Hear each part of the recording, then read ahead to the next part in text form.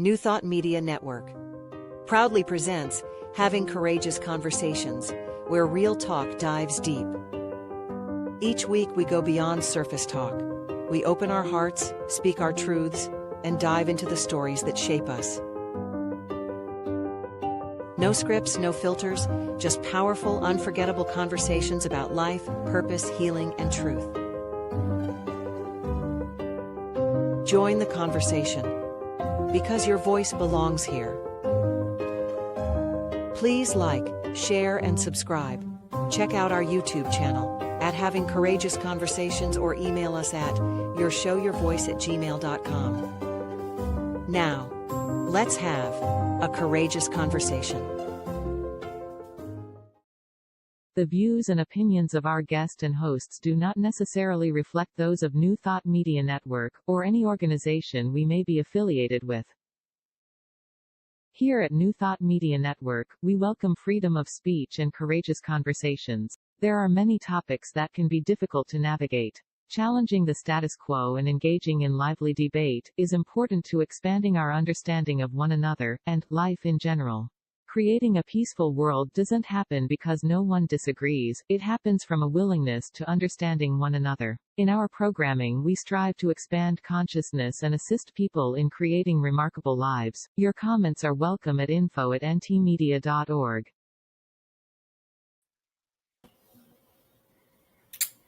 Thank you for joining us for another courageous conversation where we explore truth, growth, and conscious living. We believe that when we speak from the heart, listen with compassion, and hold space for one another, we create possibilities for healing, growth, and real connection.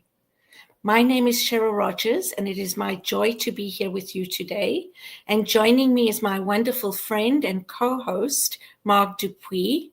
And together we are honored to facilitate these powerful conversations with these wonderful guests that say yes to being on the show. So, Mark, I'm going to let you introduce today's guest. Thank you, Cheryl. With pleasure. Eamon and the two of us were having a conversation before we went live, so it's been a pleasure to do that. Mm-hmm. Eamon is the director and minister of the New Thought Men's Community. Their vision is building healthy community. Their vision is building healthy masculinity in the world. Eamon. My goodness, I got to stop and start again.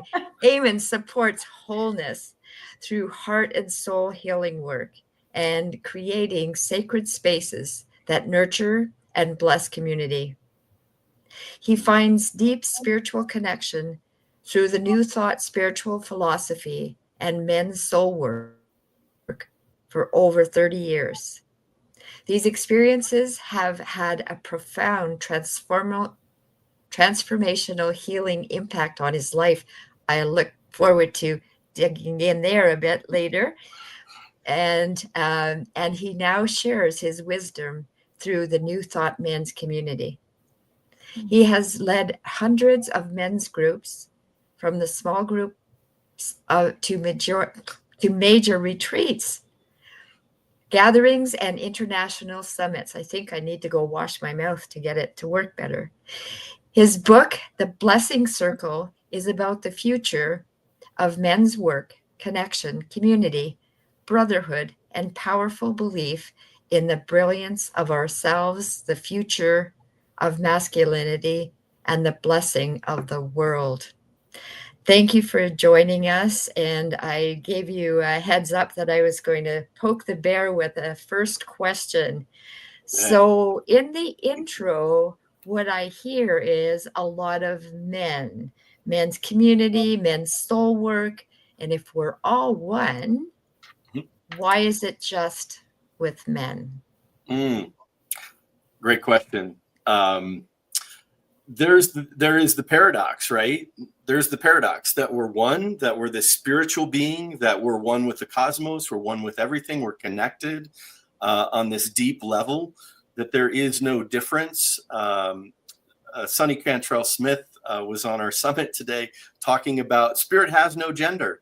And that's the truth. And then paradoxically, we are these human beings with these neural feedback loops, with this heart, emotional experiences, these mental experiences, these physical, visceral experiences of life that we have going on all around us, and the bumping up against other independent, unique, and different experiences of individuals manifesting, these spirits manifesting as individuals in the world, about 8+ billion of us these days, right? So therein lies the paradox of how do we really honor and bless who we are as this human expression and this human experience, and then also at the same time be able to honor that larger picture of I see you. I understand you. I get you on this soul level.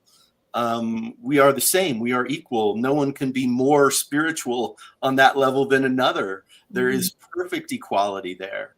And so therein lies the challenge for us as human beings, right? To bring that greater wisdom, that divine connection, that part of ourselves that is beyond time, beyond space, that is connected to all the knowingness of the universe and the cosmos.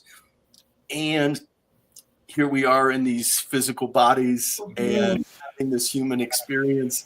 And like you with the intro, I have dyslexia, so I was just loving you in that moment. That's how I read sometimes.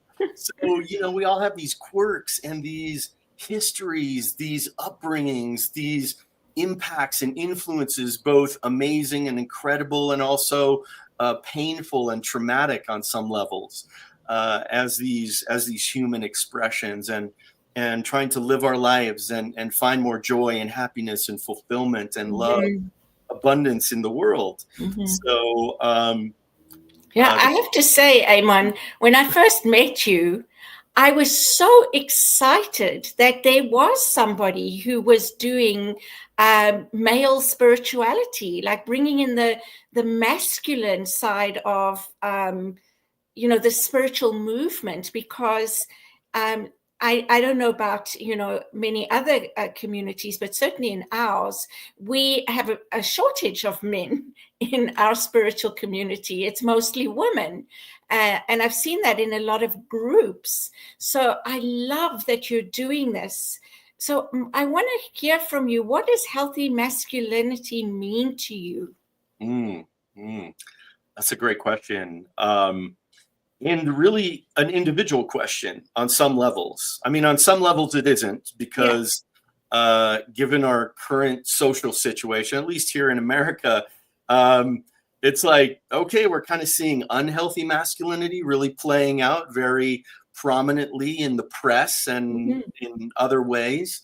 And then, also that is a paradox to what's really going on for most men, I would say, in our community and in the world, who are the 80 or 90% who are about this love, who are about being good human beings, about being loving and kind and nurturing, uplifting this greater experience and understanding of equality, of the deeper principles by which we understand it, which is like there's on the one hand, we are the same. We are a part of this oneness and wholeness with the cosmos. And yet, I have differences in my brain, being a neurodiverse person, but I also have testosterone. I also have all these other experiences of being raised in this society that I was raised in by the parents who were raised by their parents in a certain way. And we have these histories to help us be these individualistics, or the cutting edge of the divine expression, right? On this larger scale, and that's part of our reason, I believe anyhow, for being here, is we are these individual, incredible expressions, so unique and diverse. Like there's not one of us that's the same. Yeah. And so it's like we get to celebrate this diversity.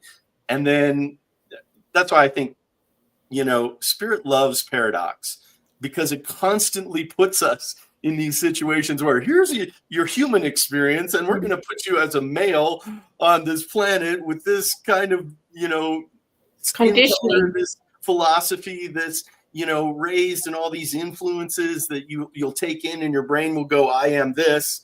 And then paradoxically, I am infinite. I am stardust. I am, a part of the oneness that the entirety of everything is. So what led you to men's soul work? What led you to delving into this masculine side of spirituality? Yeah. Well, as Marg had mentioned, I kind of found this New Thought philosophy and men's work at the same time. And so really delved into that and wanting to understand myself as a man in the world, especially as a spiritual man in the world. I grew up with 3 sisters and a mom who was very present with me in good ways and bad ways, as we all have. And then my dad, who was very much, they were very much in their roles, right? As they were part of the silent generation. So, they were very much like, I'm the dad. I go to work. I'm the provider. I take the trash out. I mow the lawn, and my mom, who was very much, I am the homemaker. I am, I take care of the kids, and all of those roles. And so, when we're steeped in that, and then I think my generation, I was looking for, because not that my dad wasn't there, he was just very quiet. He was very silent. He was more introverted like myself. My mom was more extroverted. So there were a lot of interesting play going on, even with them in their generation, that were not like, the stereotypical, the guy's supposed to be all extroverted, and the female is supposed to be more introverted. And they were way backwards on that. So that's kind of what got modeled for me, as my dad was really focused on work, and he worked a lot to provide for us. I'm so grateful. And they were wonderful parents, for the most part. Really appreciate them. But I think that upbringing and having sisters and not having that outside influence of other men to be able to go, what is the now experience of masculinity? And so when I started to question that and work with that question of who am I as a man, because my dad was a very kind and gentle and loving man, and as we were talking about earlier, very Catholic. My folks were very Catholic. I was brought up Catholic, and so they were. He especially was kind of the very silent type, and which I can relate to, and I even in a lot of ways I took on and still have today. Although you wouldn't know it right now, but I prefer that. I live in the mountains here in Colorado, and I love my isolation. I love my time alone. It helps me rejuvenate. But when I got together in a group of men, and especially started doing retreats and things like that to get in touch with that, I found a men's group. I found a mentor, actually. And he was, of course, brought to me by a woman in the church that I knew. And so even I found men's work through the women through this woman who loved me and wanted the best for me and introduced me to her friend. And he mentored me and another guy that I knew.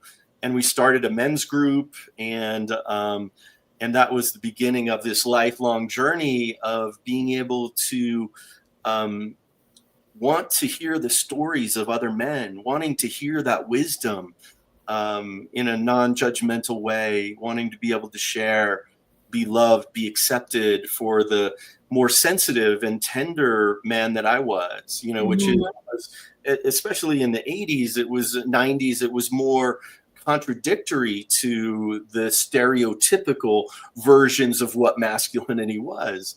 And so me being more in touch with my feelings, me being more in touch with my intuition and those kinds of things, and sensitivity, empathy, really, I think, had a huge impact on me and gave me a feeling of like, I don't belong in this box of what masculinity looks like.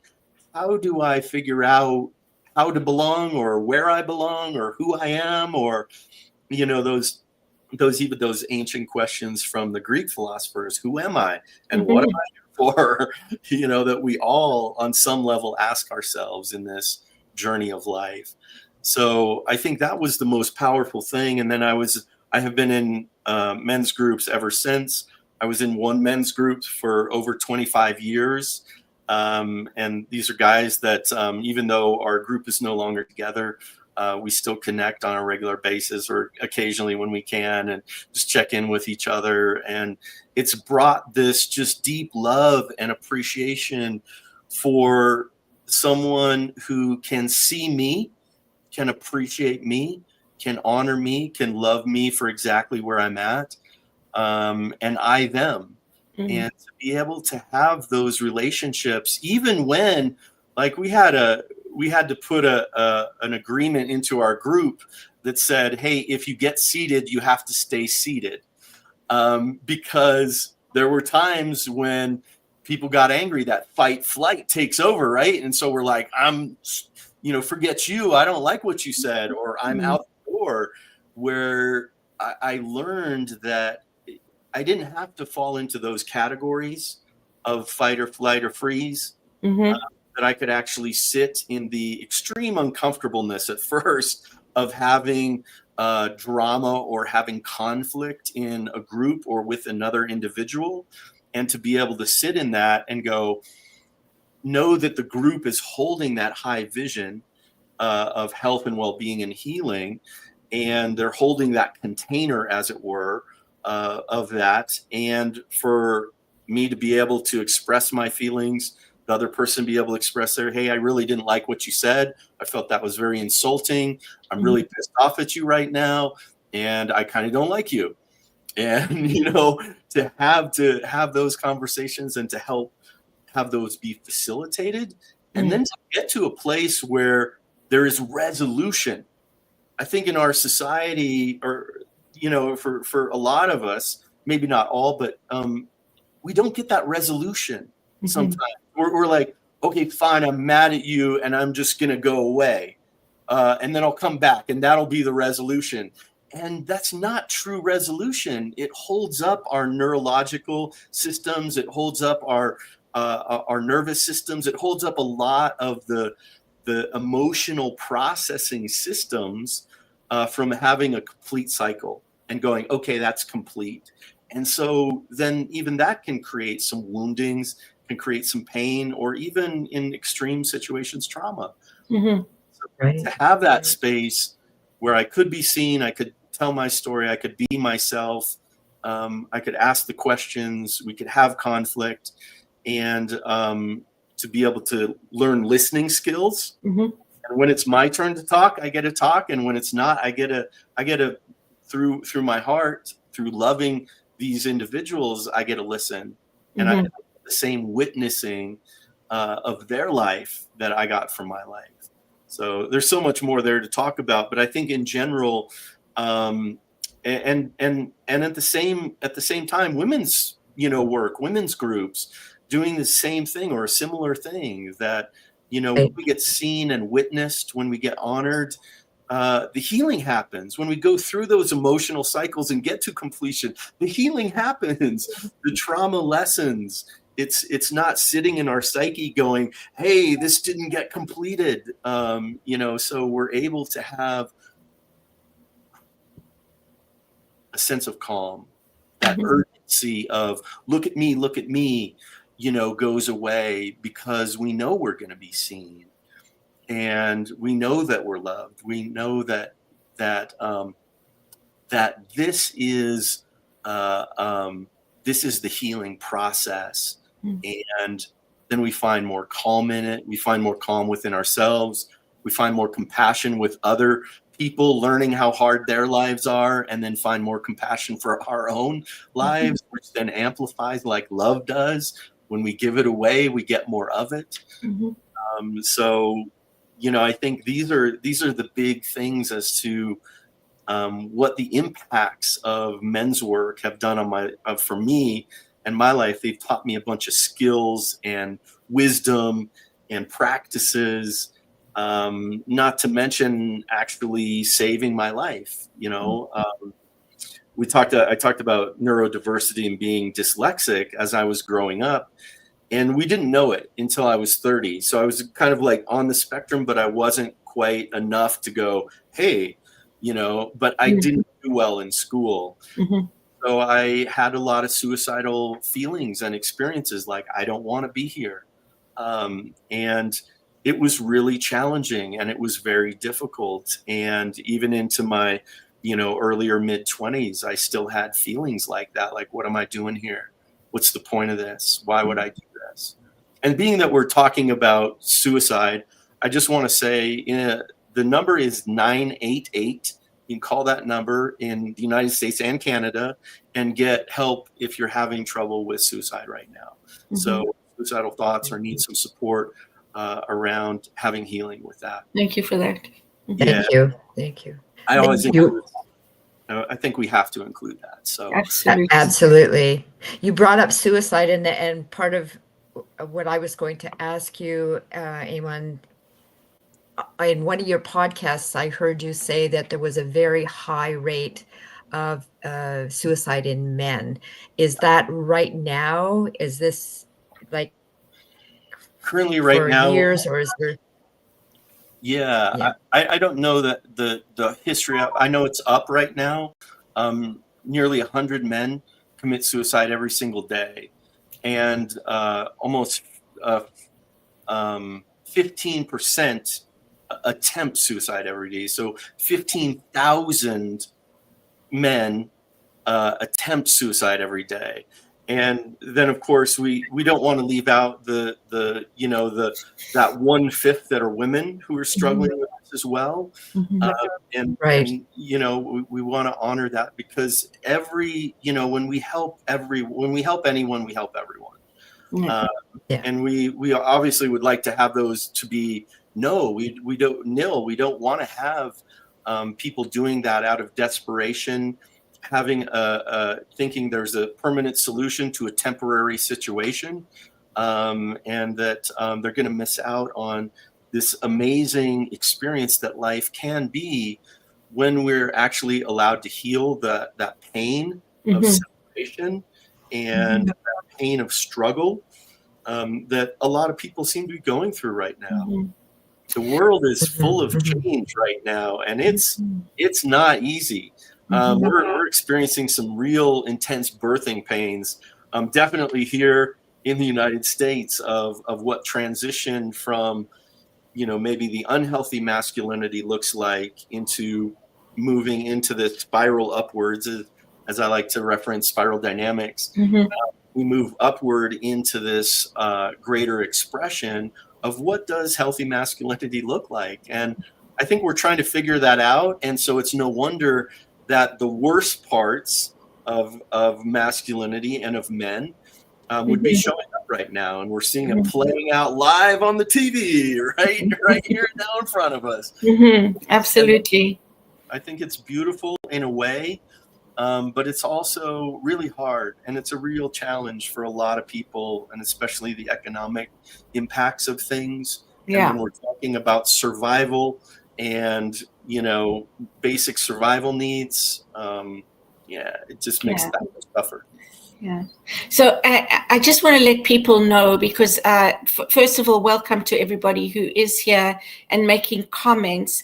If you think that you're alone watching, or there's only a few of you, know that this show is being broadcast on many different channels. So we have different people watching in different places. New Thought Media Network, Unity Kitchener, I believe ANTN as well, or that's coming, so this show is being broadcast in many different areas So if you think you're alone, you're not. So I just wanted to say that.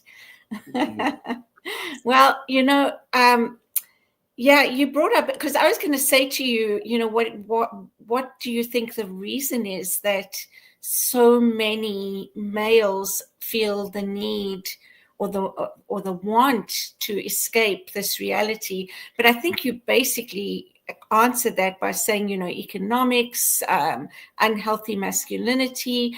Are there any other reasons that maybe we don't think of, that perhaps men are sensitive to, that make them not want to be here? Boy, that's a question, isn't it? It's a great question, Cheryl.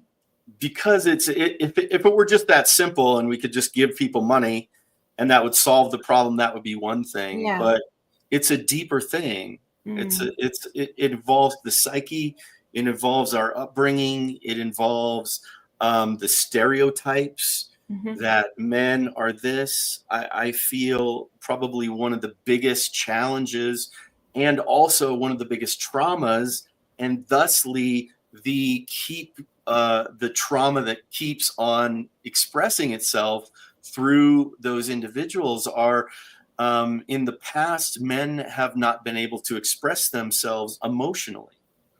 And so we see this very narrow band of emotions that men, at least in the past, and I think it's changing, but it's a slow change. When you're talking societal changes, it's always the slow change. But men are okay expressing their anger. Men are okay expressing love if it's with an individual.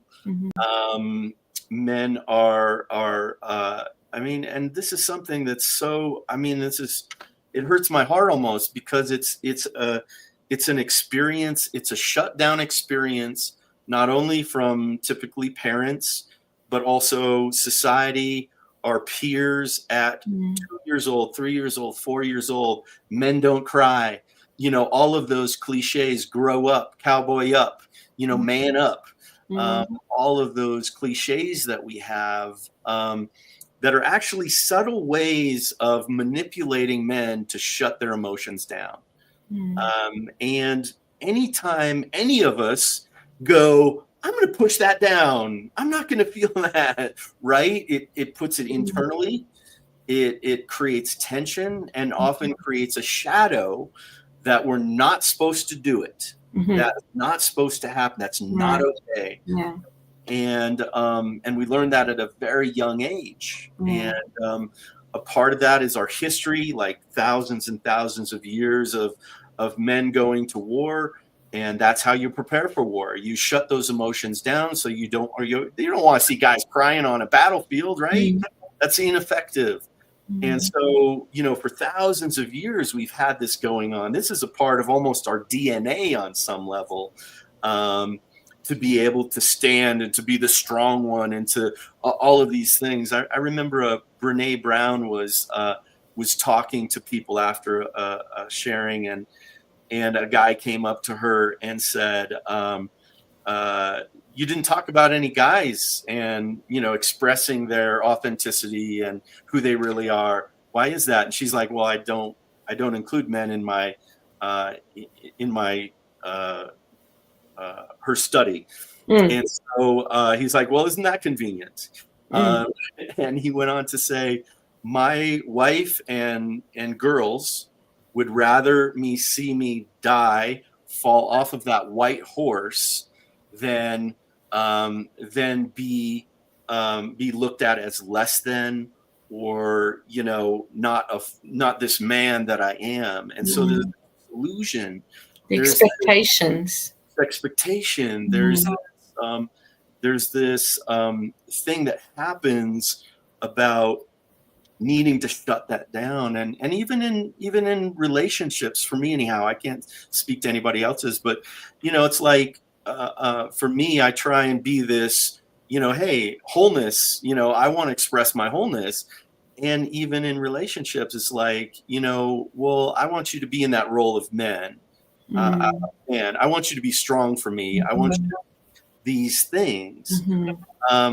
But then where do I get Where do I get heard? You know, so it's not allowing men to be vulnerable and express their emotions. Yeah. I cannot believe this, but we are actually halfway through the show. Okay. So don't go away. We're going to have a short break. And wow, this conversation, I think, could actually not just be one show. It could go on. It could be a series. So don't go away. We'll be right back with more on building a healthy masculinity and Reverend Eamon Duffy.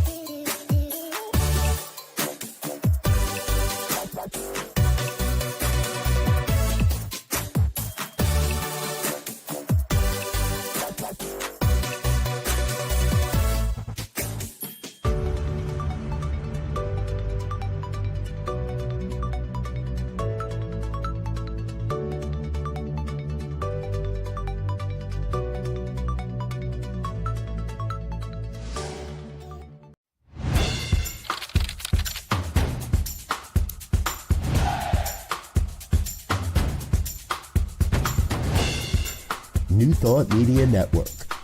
We are a global broadcast network of positive music, media, and entertainment, inspiring humanity's evolution along the journey of enlightenment and creating a world of love, peace, empowerment, and prosperity for all. New Thought Media Network. Positively inspiring.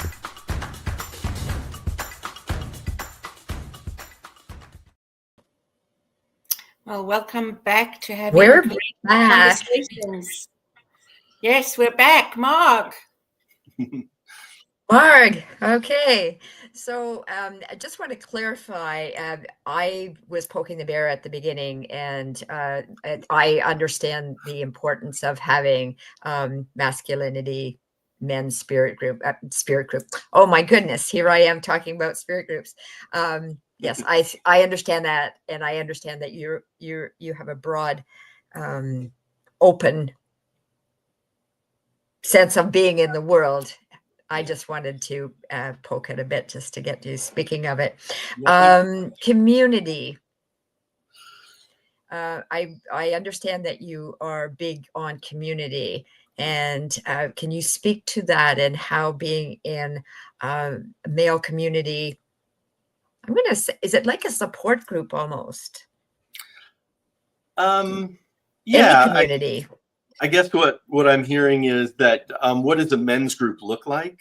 Is that a question? Yes, and the importance of community to you. So yes, the men's group, and then broader than that, yeah, community. Okay, great. Thanks, Mark. Yeah, I appreciate that. And to kind of just complete as we kind of before we left, I think what we're really seeking is emotional wholeness for men, for women, for everyone to be their whole self. And I think those boxes that society would stick us in, or that our past or our programming would stick us in, no longer serves. And I think that's what these future generations, these younger generations, give me so much hope. And not that all of them are doing that, but definitely some of them, even more than my generation, are doing that, is really honoring that emotionality in their kids, in young men, being able to express, seeing these younger guys will just go up and hug each other, and I just love it. I'm like, oh, that's so beautiful. Yeah. It took me a long time and a lot of assistance to get my dad to finally hug me and tell me I love him. It took me several months, which is actually not a long time considering that was his whole life experience. He didn't hug other guys. So I think there's hope with this emotional wholeness, especially for all of us, for men and women. But so before you go on, and I love Mark's questions, and I really want to hear I just have one comment about what you're talking about right now. We all have a masculine and a feminine side of us, right? We all have that, whether we're male or female. Some are more male, then have more male testosterone and all those kind of things. And so I think what we're talking about here is emotional balance, right? Or the balance between our female and masculine energy that creates wholeness, which is what you were speaking to, being whole. But I don't want to take up more time, because I love what Mark asked about the importance of community for men's healing, basically, and what does a group look like? Yeah, absolutely. Well, I think it's great. It's a great question to be able to have or be in a men's group. I would say some of the structure, let me speak to the structure real quick. Some of the structure is, just finding, 7 or 10 or 12 guys, 5 guys, 2 guys, and getting together and really creating some otherworldly space. The space that we're not normally in during our regular daytime hours. Like, hey, we have all these kinds of conversations in our day. We can even tell our stories over and over again, but people don't really hear it or take it in the same way as we do in a men's group. We create a separate space. We evoke, we create that safe environment through which we're able to communicate this deeper, more authentic self. Without that safety in any relationship is the biggest piece. To have that, you're either building trust in a relationship or you're eroding trust in a relationship on some levels. And it's not, ever that simple in some ways, but we want to be building trust in a continual way, in a continual manner, and to be able to express that, to have that in a group where you can sit and go, okay, let's do an opening. Okay, let's call in this, the 7 directions. Let's call in our higher selves and our guardians, our guides, our allies, even our ancestors, this genetic lineage that we're a part of, and to call that in and then go, yeah, hey, what's going on for you? And everybody's like, oh yeah, my week was like, it was great, or it was challenging, or it was, here's what's going on. And then, be able to take a second round and go, okay, what's on your heart? What's really going on for you? Like big picture, like heart and mind, like share your challenge with us. And then being able to even move that into a place of how can we bless you? How can we put this into a ritual? How can we take this and really honor it, or provide a tool, or provide some support, or even wisdom, if that's what they're asking for. If they're wanting feedback, guys have to ask for it.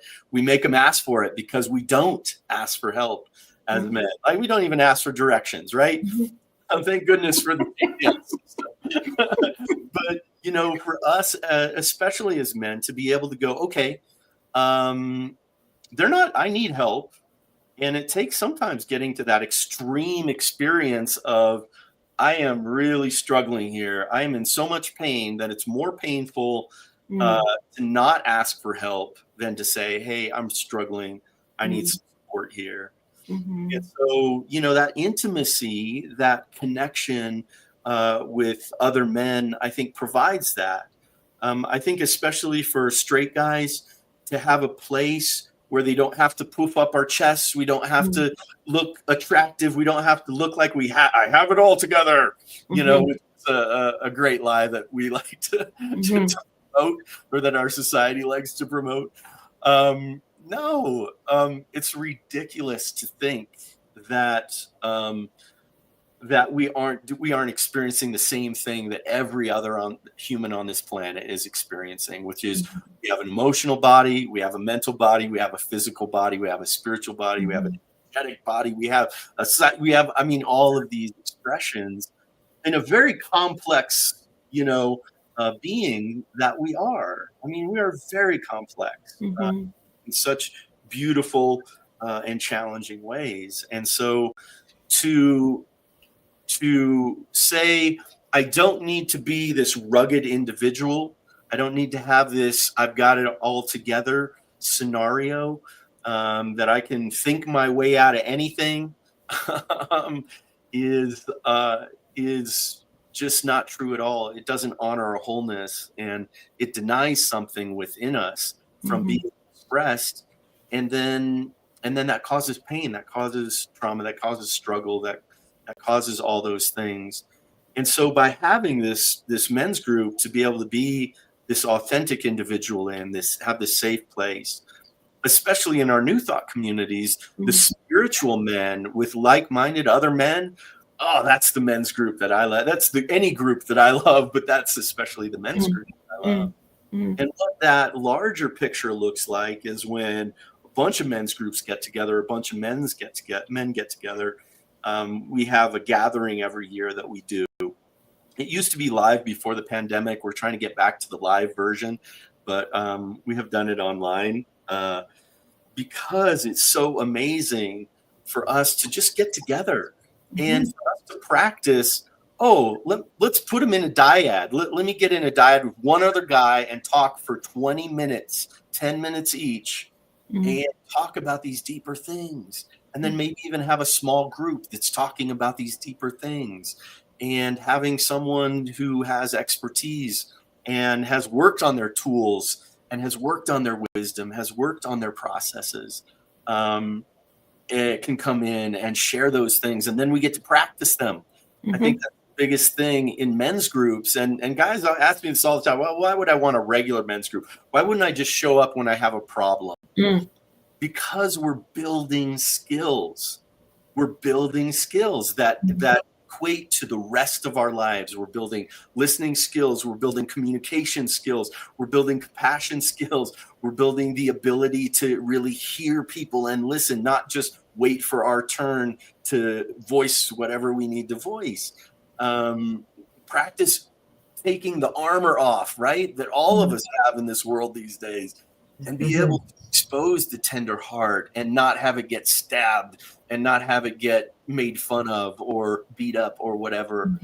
To be able to have that heart space where we can say, yeah, man, this is challenging. And then even larger than this, and this is what the New Thought men's community is creating, is a men's movement in New Thought. We're not just about, although we have men's groups online, because some people don't have access to men's groups, or they're either leading a men's group and they want a place to do their own work. But for them to have that live men's groups where they can get hugs, where they can have the experience, is such a beautiful thing. But this larger experience of being able to provide that space, the training as leaders of men, as leaders in general, that's about the movement aspect of what we're doing. And how do we hold that not only in a men's work, in a personal integration, shadow work, all of the stuff that men's work has traditionally done, but holding it in that new thought context of like, yeah, let's do a treatment around this. Let's do a healing around this. Let's do a blessing around this. That spiritual component of a group of if we look at, oh shoot, I forgot her name, the Power of Eight. Which, I mean, doesn't need to be 8. It's just a bunch of people getting together. And when you have 7 other people around you, or however many around you, holding that high vision and knowing that, not being in denial of what's going on or what's happening. We want to be real and authentic, has to be the first thing. But to be able to hold that high vision that we do in New Thought and this philosophy, that's the thing. That's the gravy. That's the beauty. That's the incredible exponential experience of healing, of blessing, of being seen, of being loved, of being heard, opening that heart, opening us up to that greater good. And, when anyone moves more into their wholeness, when anyone moves more into their fullness, into their healed self, into that divine self that we truly are, that we embody that more, it just exponentially grows from there. It's contagious, and it doesn't matter, men or women, all of us, when that's modeled, like Marianne Williams just says, it's our light, not our darkness that we're afraid of. So when that light comes on, that's when the magic happens. And then we just see that every time we do gatherings, every time, even online, we see just this beauty and just these mystical, these beyond explanation healing happen. And I think that's the deeper thing of us is, and the deeper meaning behind men's work or women's work, gender work in particular, or even you mentioned spirit circles, where we come together as men and women and do some healing work together. Anytime we're modeling that, we're able to get more in touch with that. It indoctrinates us into that. Oh, that's right. I am this divine being.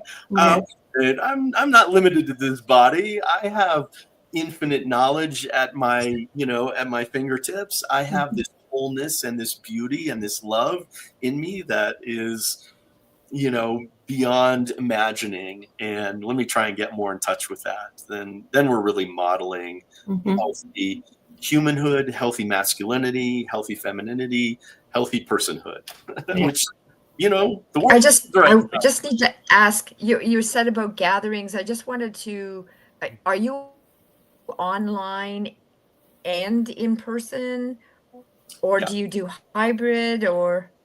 Yeah, it's definitely hybrid stuff that we're doing these days. And especially since the pandemic, we used to do our gatherings live, and we're in the process of getting back to that. But right now, most of our stuff is online. We also have rite of passage programs that we're developing that we'll be sharing in the near future, in the next few years. That will be a hybrid version of that. So we'll have a rite of passage experience that'll be live. But then, as we know, it's not about meditating once, right? It's about meditating and building a practice. So, for those kinds of groups, which is rite of passages, it's like a whole 9-month or year-long process of meeting with these people and going through this experience. Like I was given in my 30s, a rite of passage that was just beautiful and powerful, and allowed me and my psyche to be able to go, oh yes, I'm moving into a more mature version of that, of masculinity, where I'm going to let go of those immature aspects of being a teenager or being a young man, and release those to be able to step into this greater awareness of being, an adult, a full-on adulting. And how do I show up in that? How do men come to be part of these groups? Do you find you have a lot of men's groups? You have a few? Is there a certain type of man who or a certain time in their life? Like, how are men attracted to want to be a part of a group? Unfortunately, in some respects, men as human beings do need to be pushed. It needs to be more uncomfortable. So we see a lot of guys showing up and wanting other men in their life or men's group in their life when they're going through a divorce, especially when they're going through a job change or transition of some kind, when they're having these challenges with being here on planet Earth, they're having financial challenges or just any challenge that feels overwhelming to them, like, oh, this rugged individual thing, I can't actually solve this myself as much as we can look it up on YouTube these days. There is a necessary component of me being with other people, and especially with men who get it, who have gone through the hell, to say, yeah, man, I've been there, you know, or I've been there in my own way, and I honor your path. You know, tell us more. And then how we find these groups is in New Thought and beyond. You know, my book, The Blessing Circle, I basically tell my story of how men's work has impacted me in a lot of ways, but how to start a men's group. So what we provide as the New Thought men's community is not only you can be an individual member. And if you're just an individual, hey, I want to be a part of a men's group. And in that membership, you get to show up to our men's group every single week if you want, or more. And, you know, and then there's the other aspect of that is a community membership within us. And the community membership gives the minister and any guy who wants to start a men's group in their community access to all of these videos. We have hundreds of videos right now in our library that do exactly what we've been talking about. They have an opening meditation, which is what we're doing in the summit. We're building this library. They have an opening meditation. They have a talk about something: forgiveness, love, happiness, struggles, financial, you know, whatever it is, abundance, and then a closing blessing so that men can get together. They can do their meditation. They can do their check-in.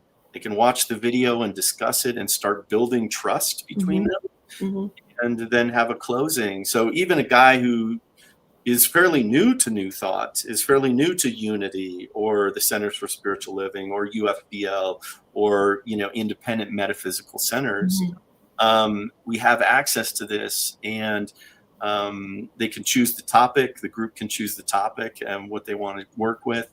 So that's one way of creating men's groups. And there are other men's groups out there. So we're not the only one. We're definitely the one in New Thought that's creating men's groups. Yeah, you can see our Sunday circles and our Monday circles for men. Oh, cool. Our leadership training. Yeah. So all of that stuff, you know, and we have so many guys who are leaders of men's groups in their spiritual communities who come to us and go, how can I get more training? How can I have a deeper understanding? How can I learn to create rituals? How can we, you know, think outside the box? And they're just a guy who's new, a practitioner, even ministers who come and go, hey, how can we do this in our community? So as we're coming to an end, which it's crazy. Like Marg even messaged me like, wow. How can women and non-male allies support men? Yeah. You know, like I said, I found men's work through a woman who encouraged me.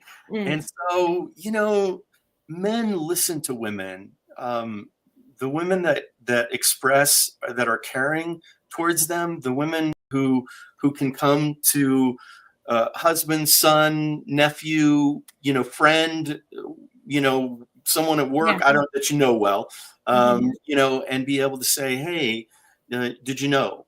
Yeah, right.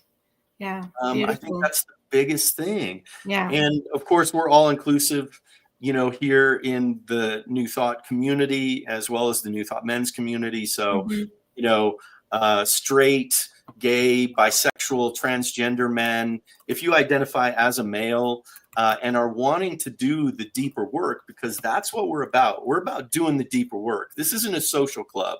There are lots of guys who do have social clubs, and that's fine.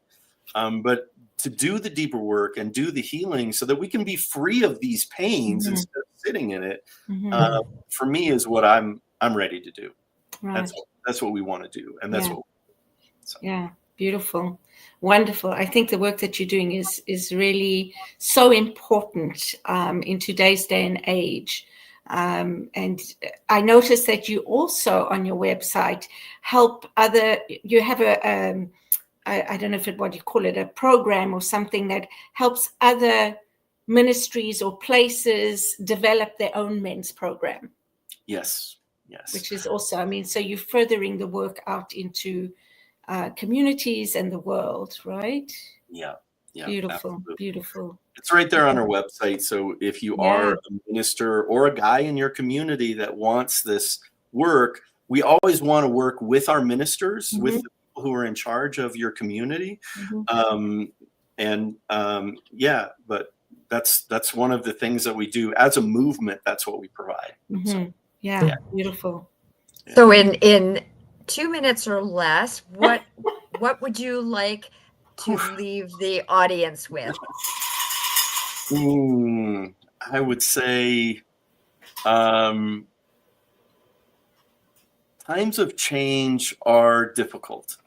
And to be kind and compassionate, first and foremost, to ourselves always. To do our daily spiritual practices, to steep ourselves in that higher vision of that which we are. And that way, when we go out, we're resonating and vibrating at that higher frequency. And so people who bump into that energy are enlivened by it, or maybe they're pushed away by it if they're not ready for it. But most, I think, are enlivened by it. And for us as human beings right now, our whole planet's struggling. And it brings heartache. I think none of us who look at what's going on can't help but feel empathy and compassion for every level and every gender and every experience that people are having around the world right now. And so the more we can do our inner healing work, the more we can show up as that light in the world that we are here to really be, in my experience and in my belief. So shine your light brightly. Be the one who inspires. Thank you. And nurtures. Thank you. Thank you. Yeah. Cheryl. Thank you. It was a great time.